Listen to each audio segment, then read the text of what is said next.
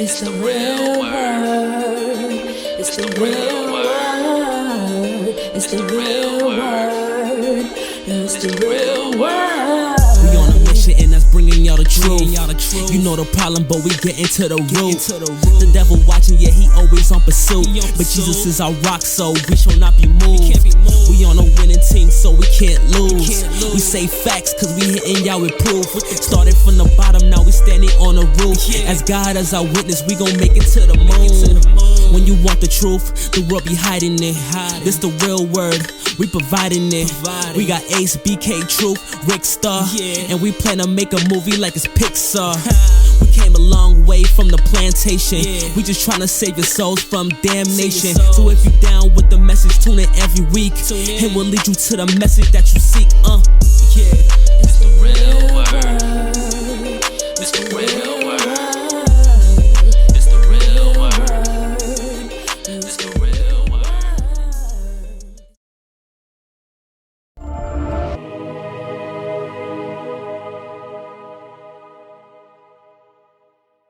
Welcome to the Real Word Season 9, Episode 16. Shout out to everybody that's been watching. Shout out to everybody that's been supporting. Shout out to everybody that has supported us so far, thus far. I'm your host, Ricard G. Noel. I'm here with a special guest. Introduce yourself.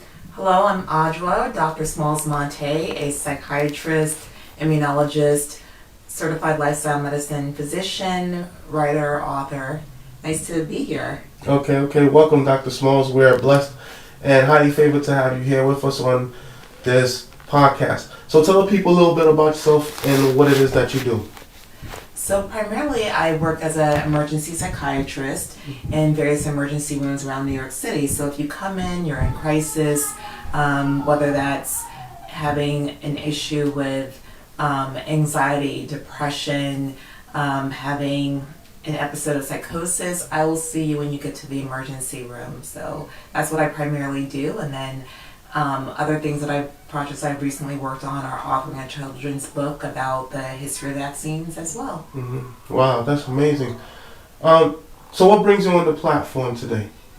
So I'm here to talk to you about all topics related to mental health and how we've gotten through the pandemic. Mm-hmm. Now, today is the end of the public health emergency, so it's nice to be on the other side of that. I know when we started this period of 3 years ago,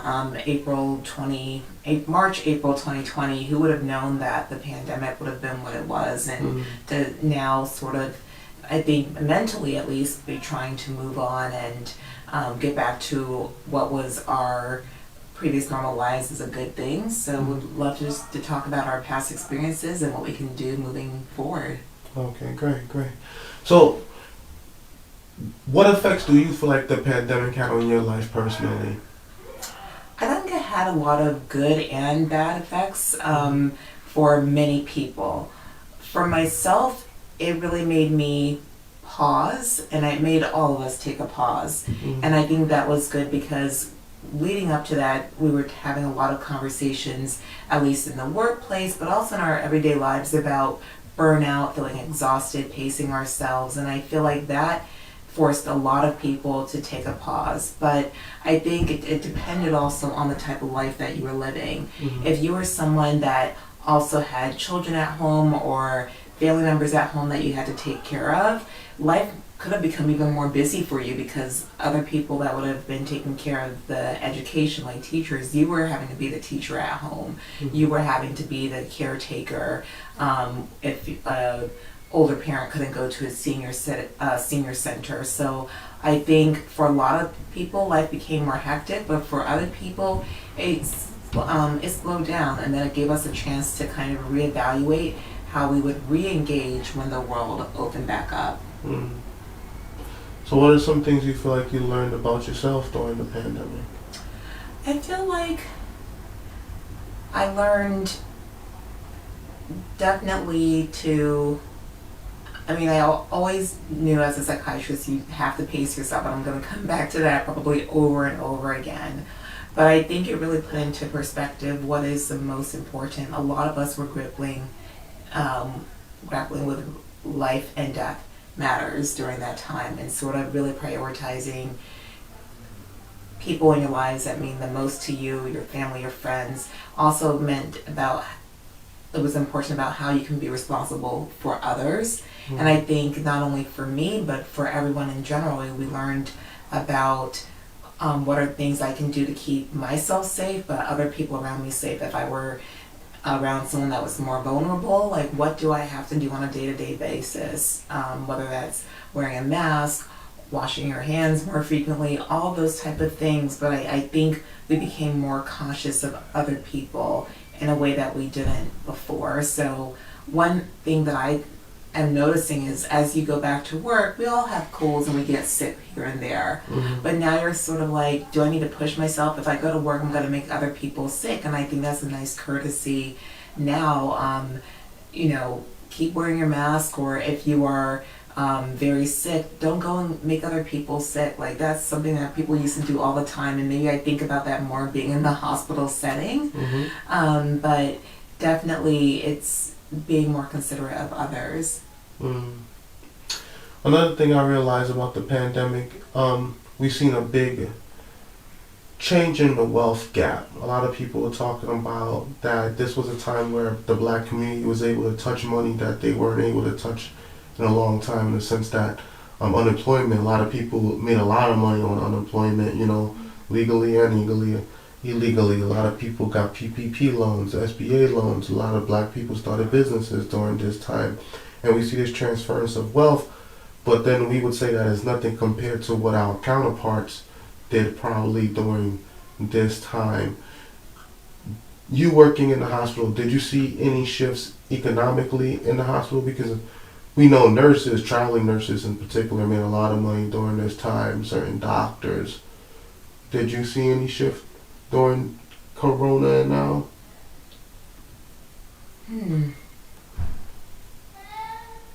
Personally, for me, I can't say that things changed economically but I could actually say that for some physicians, their pay decreased. Because if you were doing something like elective procedures, that didn't happen anymore. If you were a dentist, for a while, you were closing your office initially because we didn't know too much about the transmission. If you were a surgeon, an anesthesiologist, a lot of people, their jobs were, their hours were cut, restricted, were furloughed, or even lost their jobs. So I would say during that time, initially during the pandemic, some people felt more financially insecure. I do think that for other people that did lose their jobs, that maybe weren't physicians, that were able to get unemployment, and no matter what the sector, that was a good measure by the government to try to help buoy people up. What you did with your unemployment money is up to you. So some people could have invested it, some people use it to take care of their basic needs, whether you invested it in the stock market. I know that was very hot during a period of time. Or cryptocurrency, and some people were flying high and doing really well with that, and then unfortunately then the market kind of tanked. I think beginning of last year, maybe end of 2021, early 2022, whatever, around that time. So if you weren't too savvy, then you could have lost a lot of money as well. But I think a lot of people started thinking, okay, I don't have my normal form of income. What can I do? Whether that's stocks, whether that's real estate. And so I would say in various communities, in the black communities, I started to hear more podcasts and online shows, TV shows addressing how to invest your money, come up with new businesses to try to sustain yourself when the typical jobs were no longer available. I understand. Yeah, and it's funny we should say podcasting because we've been doing this since 2016. And we in the 9th season of The Real Word. Shout out to The Real Word. And everybody that's been watching us since then. And we see a lot of people come and go in this game, in this podcasting game. And originally it started off with me just preaching in the church, and then having a pastor that's saying record the things that we're doing, and it came into podcast. And now they called it podcasting afterwards. Originally, it was just Facebook Live, you know, or live streaming, and then, you know, they rebranded, and a lot of our people jumped on it. But this goes back to something that I actually preached about last week, where too much of us is preaching and not enough of us is practicing, actually doing the work. Like, everybody wants to sit on a podcast and talk about what should be done. Like, the other day, I was having a back and forth with this pastor, and his whole thing was, he was upset because of preaching, as in, like, you know, politics. Certain churches don't want certain pastors preaching it at their churches if they preach a certain message. So he fell away because his message wasn't being received at that time, currently. And so he felt like, okay, this is how I feel, but my message is the correct message that even you should follow. And I'm like, okay, like, that's the message that you choose to have at this point, but don't try to force your will harshly upon me. Like, pray for the Spirit to work. Like, don't try to force it on me, and if I don't, you're literally calling me and others imbeciles. Like, I'm like, that's not the way that you do things. Like, that's not even the way Christ did things. And so we see that, and it's too much people preaching. Like, everyone wants to say, this is what we should do, this is what we should do, so this is not what we're doing, this is not what we're doing. But how many people actually put into action and doing those things? Like, okay, what can we do? What is it that we can actually do right now together? And the first thing they always say is, black people don't work together. Okay, you're a black person. Go work with another black person. So what do you think about that from a black professional standpoint? I think it is important that we work together, that we support our own communities. It's easier, I think, for you to look at someone that looks like you and have more love and respect and deference and grace towards that person, and we have seen that in all realms of our lives, especially when it unfortunately comes to police brutality. So in order to help ourselves, yes, we should definitely, everybody is valuable, we can all help and receive help from other people, but we know what we need a little bit more than other people do in some specific areas at different times. I know I'm putting a lot of qualifiers there, but I do think that it is an important message. And I wouldn't say that black people are not helping black people. Like, you definitely see a lot of community programs. As during the pandemic, I saw a lot of churches specifically reaching out to their communities that looked just like them to encourage them, whether it was to get the vaccines, help them with food. But again, it's not like people are callous and want to ignore other people, but there's just something innate in you when you're going to have a little bit more affinity towards people that look a little bit more like you, and so it's a good place to start. One of the things he said was this, right? He said, okay, we've been doing a yearly turkey drive for the last 6 years. And, you know, we do roughly about 100, 150 turkeys. For the last 2 years, we've been able to do 200 turkeys. And so this guy goes, oh, I think it's a joke that you go and you hand out turkeys in the community, because what does that do for them? That's not, I used to think that was blessing them, but now I think that's an insult. And I'm like, how? He said, because you have to go to the white man to get the money to buy the turkeys to give to the black man. And I said, okay, but you're a black man. You could have helped me buy these turkeys, but I came to the black people first. Like, some of them didn't help, so I had to go to someone else, you know? Like, I went to someone that I knew that worked with a media company who had connections with a supermarket chain, and they donated 100 turkeys, and we bought the other 100, so that made it 200. So it's like, you know, I feel like it's a frivolous game that they're playing, where it's like they want to use every excuse in the book, and it's like they want to eat at your confidence by downplaying your accomplishments while screaming out your failures. And I feel like that's something that we've been doing to each other for a long, long time. Do you feel like it's the same between women? I think collectively in society we know that there are certain groups that have always been marginalized.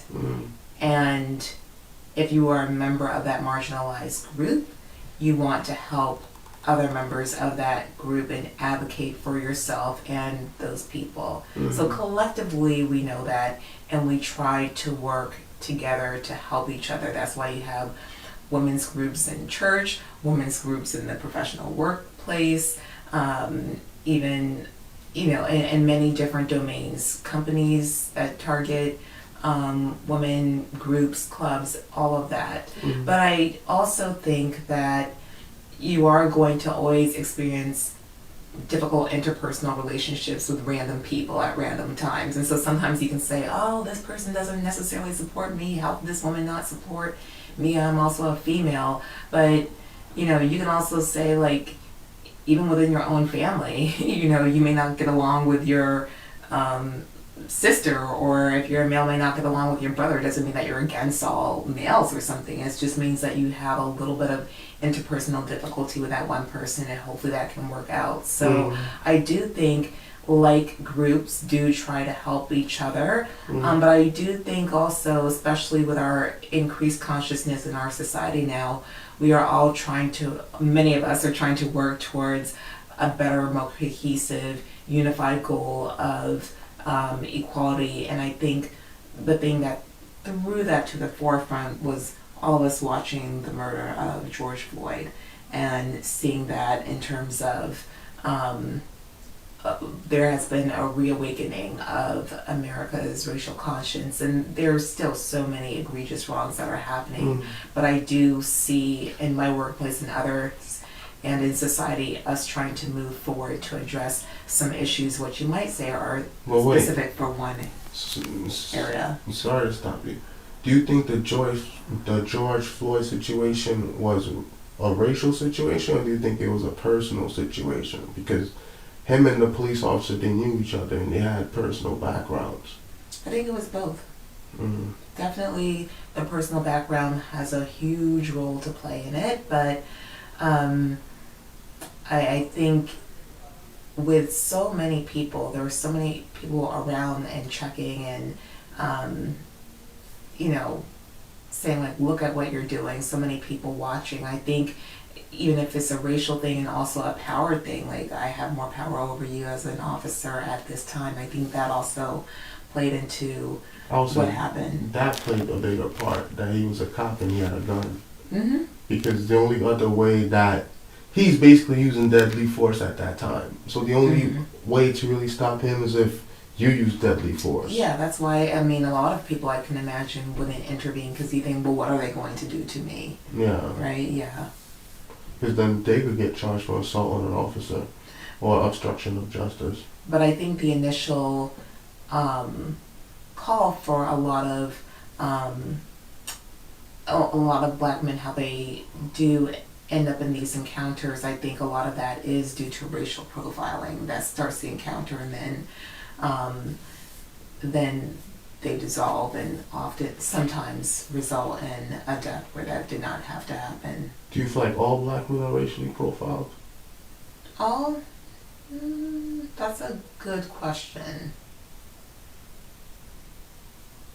I don't think so. I think that individual people have biases in how they look at other people. So I would have to look at it at a one-on-one situation. How that officer is looking at the person there, but I do think overall black men are racially profiled negatively. So let me ask you this, as a black woman, let's just say it's 11 p.m. at night, right? And you walking down the street. There's a white guy on the left side of the street and there's a black guy on the right side of the street. And you have to cross to one side of the street at 11 p.m. Which side are you crossing on? I don't think I care. So you wouldn't fear for your safety or anything at that time? No, more so maybe as being a female around males. Like, that's a little bit of how I'm primed, but for a white male versus a black male, no. And I remember growing up in being in certain neighborhoods that might be described as a little bit more unsavory and unsafe. And one thing my mother always told me is like, if you look like a victim, you'll be a victim. Like, you walk through places with confidence. But I think I often think of myself late at night as first as a woman and what are the dangers to me. But I might even feel more secure with someone that looks like me. They're not a threat because they represent my father, my brother, my cousins, things like that. The reason why I asked that question is, even as a black male, sometimes you might be walking late at night and you see a group of black men walking down the street. You might like, okay, I don't know what's gonna happen, because, you know, sometimes you can get robbed, you know, or you can get beat up, or sometimes there's nothing at all. Nothing happens and you gotta just walk past. And they stereotype us. I say they, I would say everybody, including ourselves, black men walking down the street with a hoodie. Not to say that, to be real, black men have committed crimes while with hoodies on, you know? So it's like, absolutely, you know, so it's like, even in movies, they show you somebody about to commit a crime, they throw on a hoodie and went outside. So it's like, that's the catch-22 in it, you know? Because we know both sides really do occur, the positive and the negative. Some of us have been victim to both. So I can say, like, those are just the realities of it. I feel like other races could do you dirty too, you know, like the black people that went to Mexico and some of them end up dead, and then, you know, they got kidnapped by the cartel. They try to make siblings sleep with each other, all type of crazy stuff. Or on the other side, the black kids that went to Mexico with each other, and then the girl ended up dead. She got beat to death by one of her friends, and they were all black. So, you know, it's like black on black or black by others. And it's like we should be outraged by everything. By everything. And again, you know, there are, I can't say like one race is worse than another race, or when it comes to this, there's always this imbalances. Like, there are things that have happened in society that have kind of put fear and conditioned fear in certain groups about other groups, 100%. But then at the core of it, individuals make their own decisions, and you have people that do bad things no matter what race you are, no matter what gender you are. That's true. So tell us about your upbringing. Where did you grow up at, and how was your childhood? I grew up in the Washington, D.C. area. I had a pretty good, stable upbringing in a Christian home with parents that really advocated for me to get involved in what I loved, and that happened to be science when I was a child and going into high school. And so at that point I knew I wanted to be a research scientist. And as a teenager, AIDS epidemic was very rampant, especially in DC, and that's just something that you're hearing about a lot. So I was like, okay, I want to do HIV research, and I did go on to college and do HIV related research and HIV research for my PhD. So spending over 10 years and doing research related to HIV and other infectious diseases and cancer during that time. And then I went to medical school thinking I would be an infectious disease doctor, but when I did my psychiatry rotation, like we do during our third year of medical school, I really fell in love with psychiatry. And for me, I realized, like, if your mind is not right, if you're not thinking clearly, every other aspect of your life is going to fall apart. And during that time, I also could see psychiatric illnesses really start to emerge among people that I knew. I think if you are younger, you may not necessarily recognize what's going on in a parent and a friend and a relative, at somebody at church or something like that. But towards my mid-20s, I started thinking, oh, okay, this is a mental issue that they have. This is why things are that way. And I really wanted to help people with their minds. So that's how I ended up going into psychiatry. And how long have you been in the field practicing so far? So from finishing medical school, we do our training, but as being a full-fledged doctor for about 8 years. Oh, wow. Yeah. So it's been a long career then. Yeah, I mean, that includes residency, but yeah, I feel like definitely it's been really good. You learn every single day. You learn from every single patient. You see new manifestations of an illness.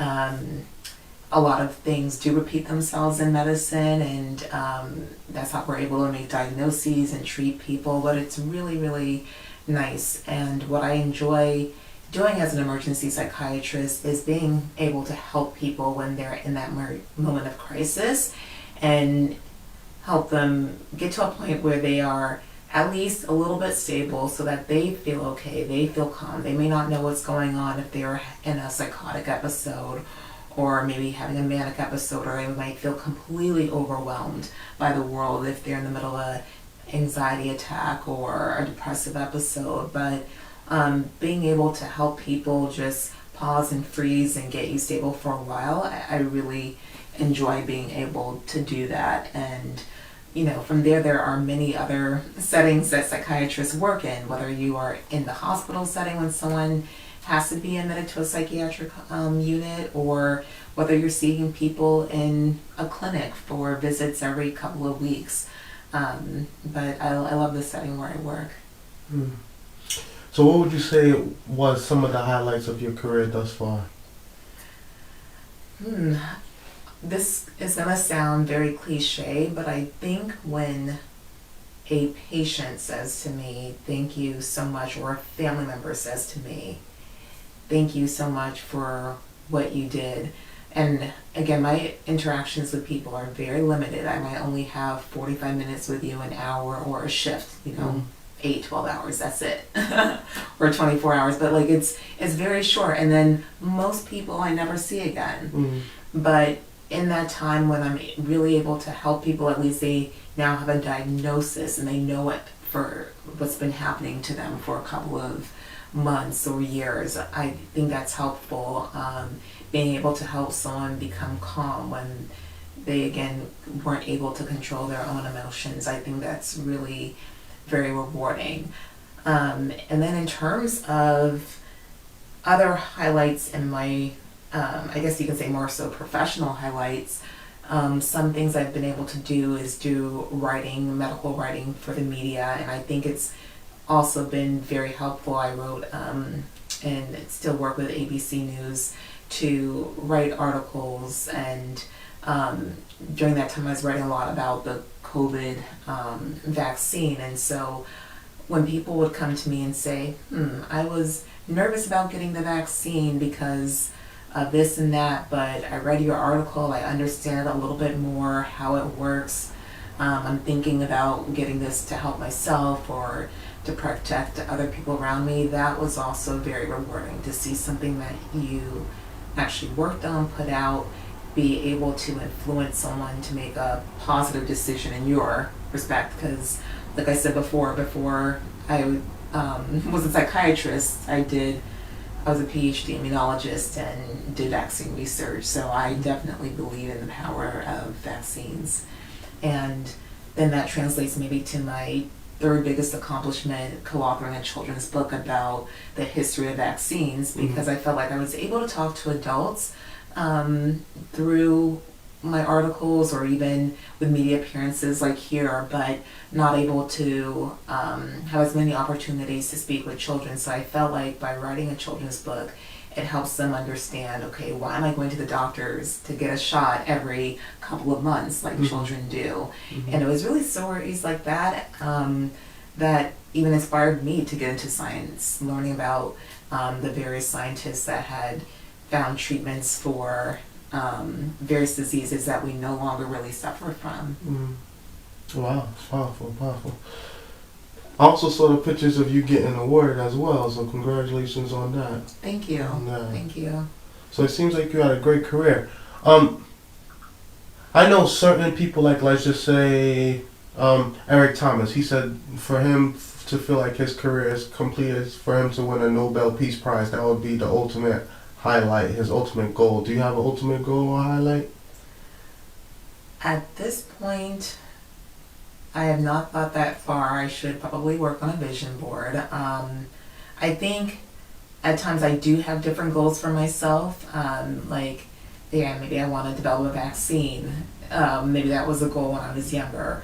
Or now one of my other goals is to really help work in programs that help people after they leave the emergency room. Because again, I'm helping stabilize you, but what happens once you leave and working on that transition and working on access to care. So if I can do something that impacts the access that people have to the few psychiatrists that are out there and just makes the healthcare system a little bit more efficient, that would be good. So I would say that is a career goal of mine. And then I think overall, in terms of my life, I would like to do, in some way, be able to reach people, impact people, whether, I don't know if that's going to be 100 people or 1 million people, and I don't know what platform that would be in, but to help them live their best possible life. Like, everyone won't have everything that they want in life. Not me, not you. Everyone won't accomplish things. Everyone will go through periods where you feel stressed, where things aren't optimal. And, you know, stress is normal. Stress is actually helpful in certain situations. But I want people to feel like every day they're fulfilled in some way. And so I don't know exactly what that type of platform would be like, but sharing the tips I've learned professionally as a doctor and also through my life experience about just how you can enjoy this wonderful experience of life that we all have been gifted with. What would you say is the craziest thing that you've seen since working as a doctor?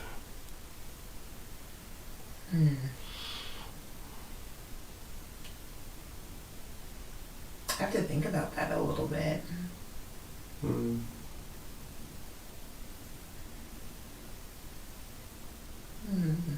The craziest cases or the craziest lessons I've learned? Well, anything you like to share. You could do one of each then, since you named both. I'm trying to think.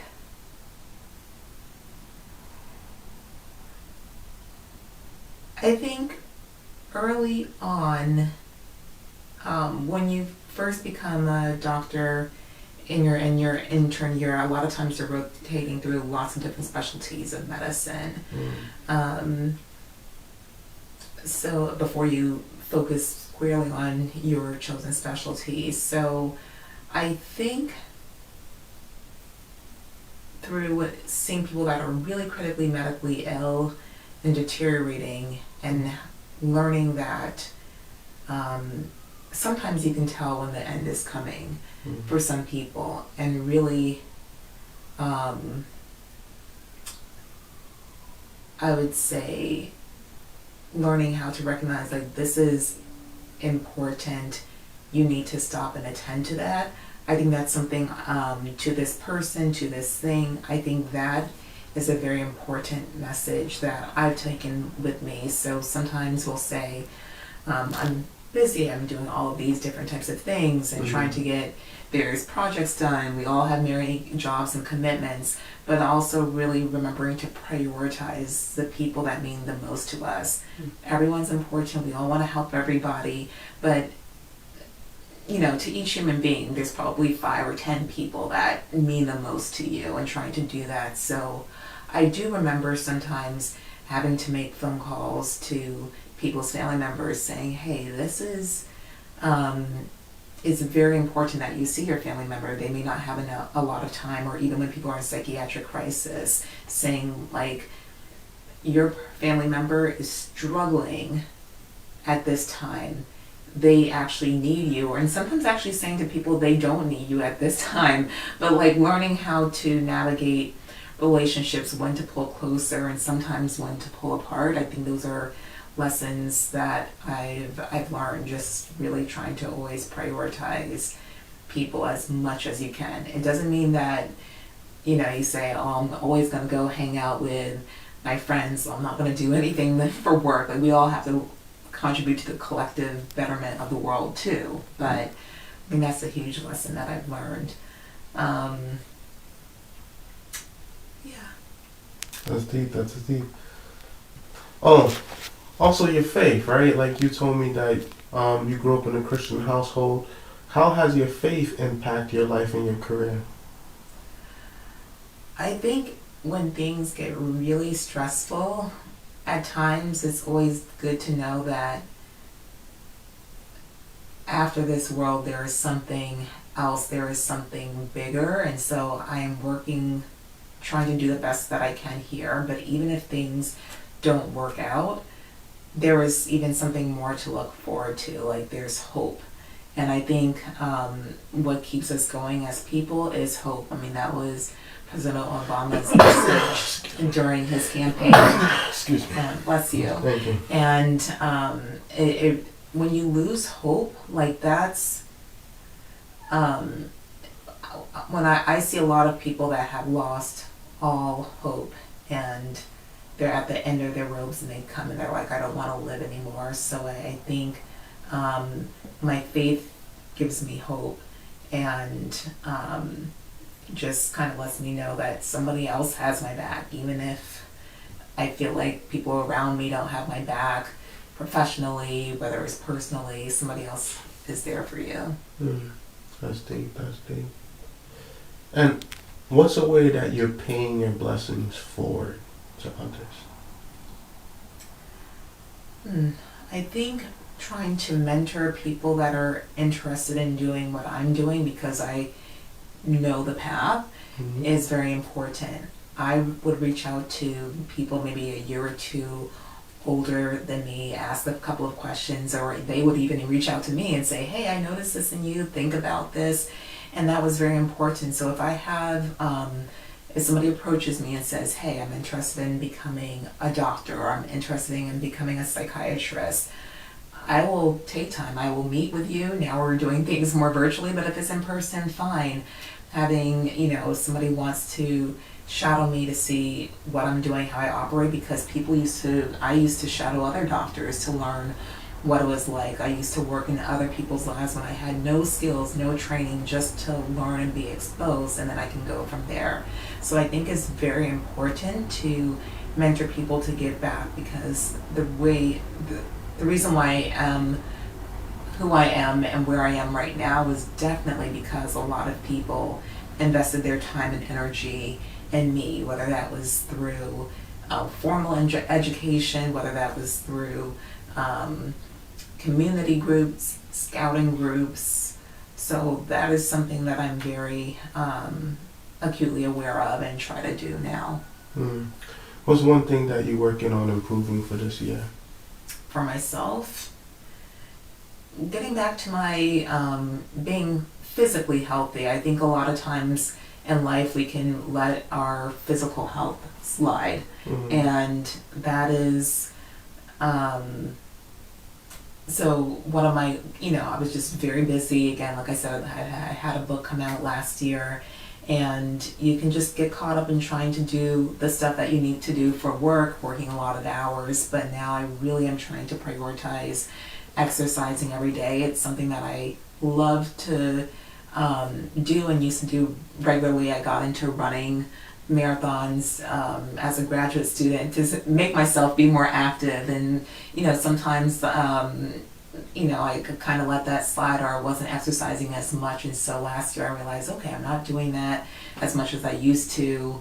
That's affecting my health, so definitely trying to focus on that a little bit more.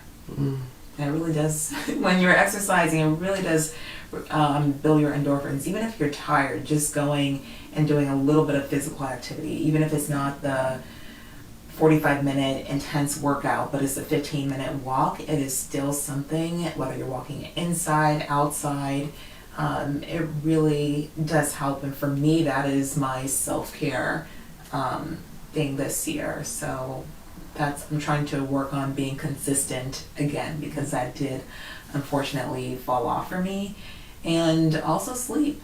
Again, I think a lot of us sometimes neglect sleep, and at times in your life you will not get as much sleep as you want. If you have a newborn baby, they are completely dependent on you. You will not have the most optimal sleep, but you have a newborn baby? No, I don't. But like for other people, like there are times in your life where you won't do that, or but really trying to prioritize getting sleep is also, I think, very important for me now. Yeah, I'm trying to get a lot of sleep and get back in shape too. I feel like at times life could get in the way, you know, especially like when you're older and you're working a full-time job, that seems to take a lot out of you, and then when you come home you're so drained, you're so tired, you just don't want to deal with anything, and then you just want to lay down, and by the time you wake up it's time to go back to that place again. Yeah, for sure. And some people need a lot of sleep, some people don't.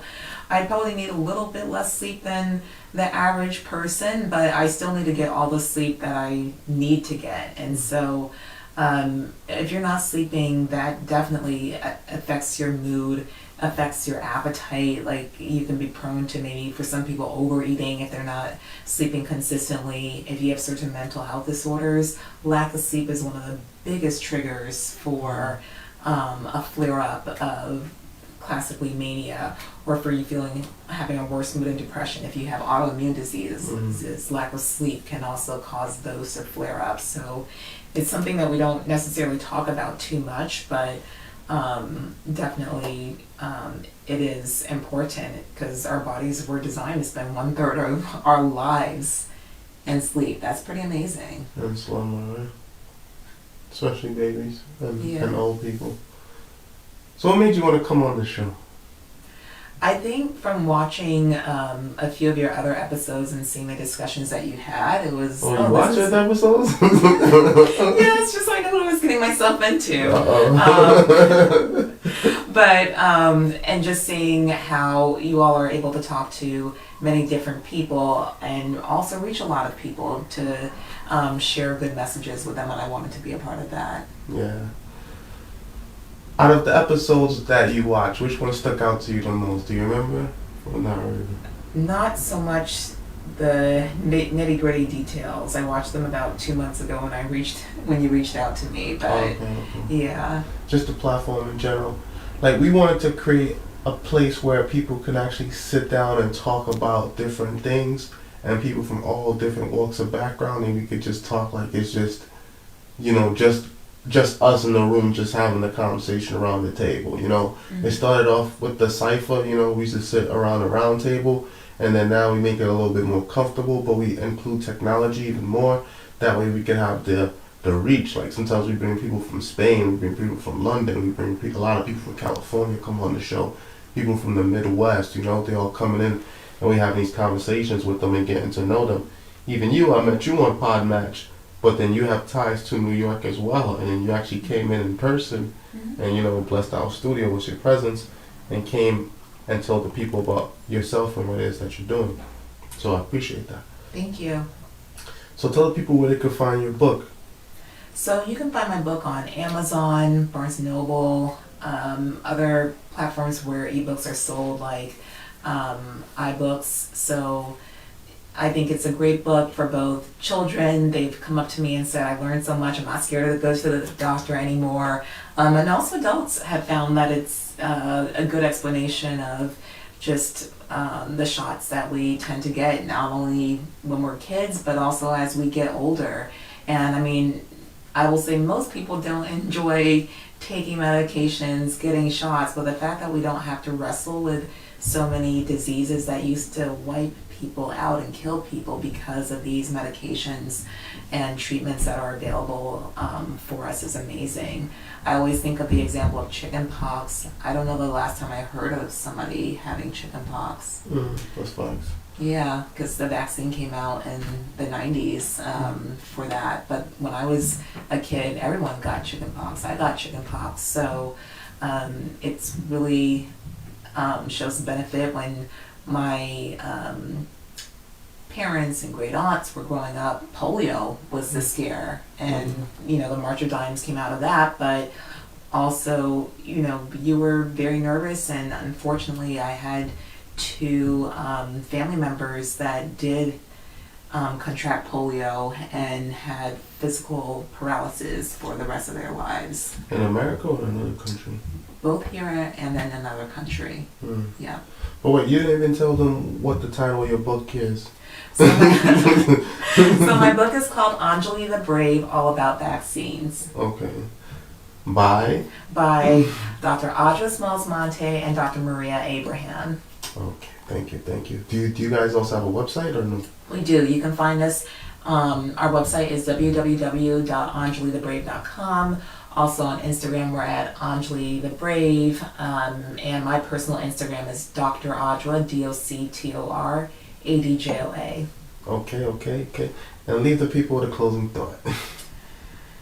Closing thought is I would say there's a lot of tension in the world. Try to navigate it, believing that most people aren't targeting you, trying to come out after you, and you're just trying to do the best that you can, helping other people. That's one. I'm going to leave you with 2 closing thoughts. The second closing thought is to also prioritize your general health. There's a lot of things that come into it, and it could be different things for people, but whether that is resting more, whether that is eating more healthy for you, or whether that is doing something that is even more fun, but trying to refocus on what makes you feel good and healthy, and just trying to navigate the world with love. And my closing thoughts, I would say, is just to go after your dreams and make a plan in order to reach those dreams, Start off small, but then use a snowball effect to eventually get to where you're trying to go. And, same way that we did, to reach our goals and to reach where we're at, and even to reach where we're going to end up becoming, take those steps there, whether it's education, getting internship, mentorship, being around the right people, getting to the right mind frame, building that strong foundation in order to build towards where you're trying to go, because you're the one that's building yourself up, that's going to leave the legacy, but you have to lead that life that you're living.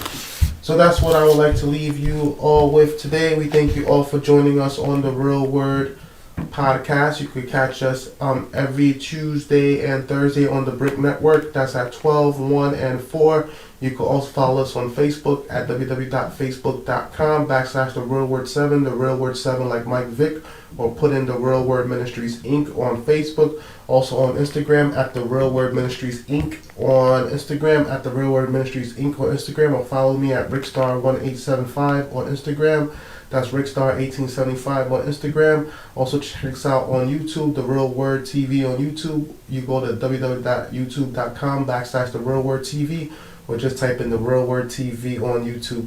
Also check out our website at www.therealwordministriesinc.org. That's therealwordministriesinc.org. And also check us on podcasts on Apple, Spotify, and Pandora, SoundCloud, wherever podcasts are found.